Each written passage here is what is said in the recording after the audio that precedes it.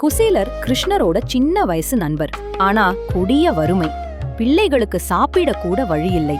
மனைவி காலியான சமையல் பாத்திரத்தை சோகமாக பார்த்தாங்க. உங்க நண்பர் கிருஷ்ணர் ராஜா ஆயிட்டாரே, போய் உதவி கேளுங்கன்னு வேண்டினாங்க.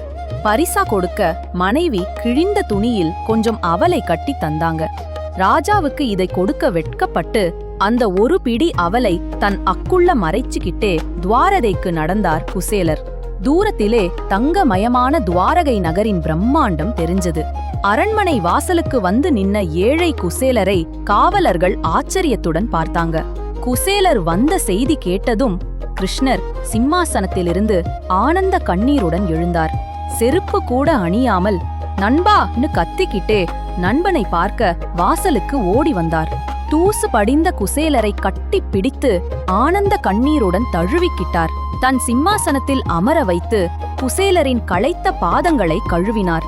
எனக்கு என்ன கொண்டு வந்தாய்னு ஆசையா கேட்டு அந்த அவல் பொட்டலத்தை பிடுங்கி, ஆஹா எனக்காக அவன்னு சொல்லி ஆனந்த கண்ணீரோட ஒரு பிடியை எடுத்து சாப்பிட்டார்.